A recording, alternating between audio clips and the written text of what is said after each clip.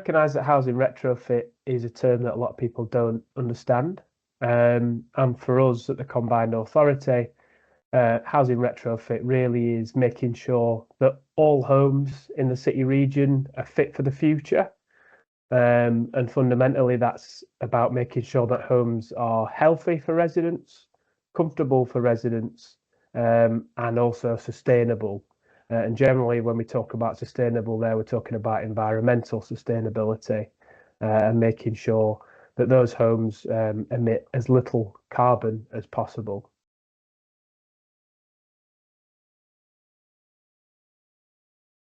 You know, the overall purpose for us is to make sure that we have that evidence base to make the case for future funding and to make sure there's that political support as well and that buy-in from various stakeholders to make sure that retrofit programs are invested in and are given the support that they need.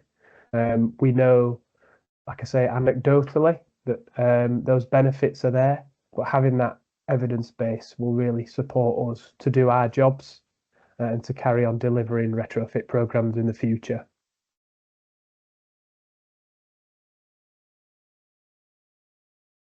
So we're undertaking a programme of quantitative research that's going to make use of the data that Chris and David and the team at the Liverpool City Region Combined Authority routinely collect as part of their service delivery.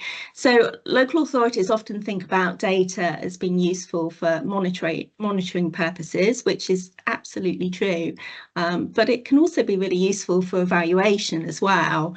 For example, it can provide information on large sample sizes in a way that we might not easily be able to collect by other means.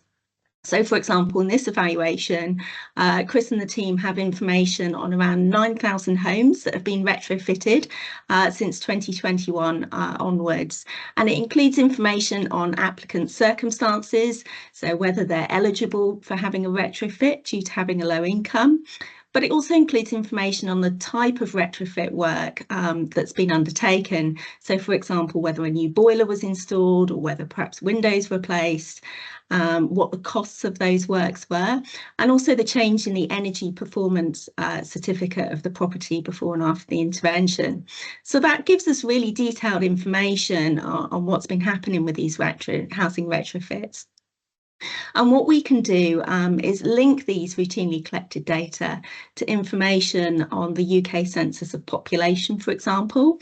So then that starts to layer in information around who lives in the region locally, and we can start to ask questions around whether there's equity of access and equity of uptake across the region. So by that, what I mean is housing retrofit being accessed by people who most need it, and are those people that need it going on to receive support. So that's one way we can add value, by linking to wider data sets.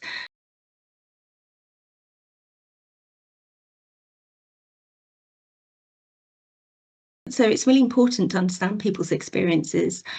So what we're going to do is run a series of workshops where we're going to engage with people that are involved in delivering housing retrofit, wider stakeholders that help people to access housing retrofit, and also residents that have received it. And what we really want to do is get a better understanding of the mechanisms behind any changes in health outcomes. So, for example, what specifically leads people to have improved health after they've received a housing retrofit. And we can also try and unpick to see whether certain populations or certain groups of people might benefit from housing retrofit more than others, or might benefit in different ways. So that's something that we hope to capture with the workshops that we're doing.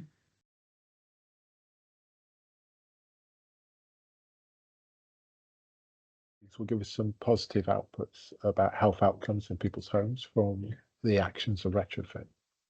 However, we're not going to shy away from if those outcomes are poor, because we'll need to investigate it. We need to find out why we're not getting positive health outcomes. So there are two ways we could use these outcomes. In addition to that, it's important that we understand what people's residents' views are from the interviews. It gives them an opportunity to have a voice which they might not have when we, as a grant administrator, are giving them a grant. They're in a different relationship with us. But by speaking to the university, they're an independent voice, an independent listener, and they can give us some of the feedback that we wouldn't normally get from these type of projects.